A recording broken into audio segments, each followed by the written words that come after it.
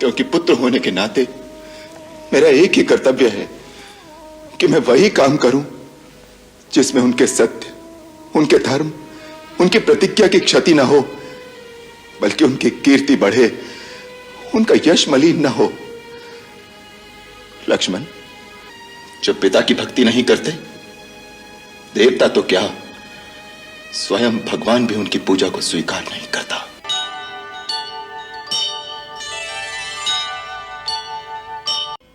मैं वास्तव में कौन हूं, मैं किस कारण से जन्मा हूं, ये मैं कैसे जानूं? ये तो आप जैसा त्रिकालदर्शी ही जान सकता है। मैं तो केवल अपने आप को एक मानव समझता हूं, जो दशरथ का पुत्र है और जिसका नाम राम है। और इस समय मैं अपने पिता की आज्ञा से अपने अनुज लक्ष्मण और पत्नी सीता के साथ 14 वर्ष वन में रहने के लिए आया हूं।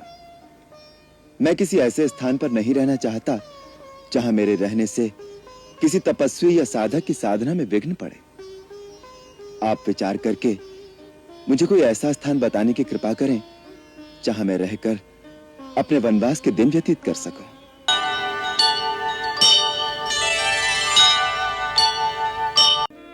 कोई किसी की मृत्यु का कारण नहीं होता, काल स्वयं मृत्यु का कारण बना लेता है। कौन सी डाली ऐसी है जिस पर फूल खिला, फला और डाल से नहीं गिरा?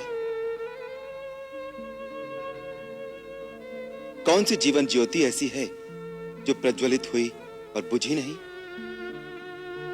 मैं, तुम, पृथ्वी पर जन्मा प्रत्येक जीव, सब एक दिन काल के गाल में चले जाएंगे।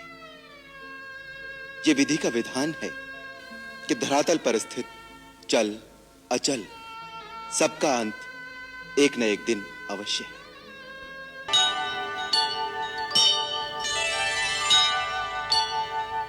हे कौशल देश की राजमाताओं, मैं आपका पुत्र राम इस महान अश्वमेध यज्ञ को प्रारंभ करने की अनुमति मांगने आया हूं और इसके निर्विघ्न संपूर्ण होने का आशीर्वाद भी।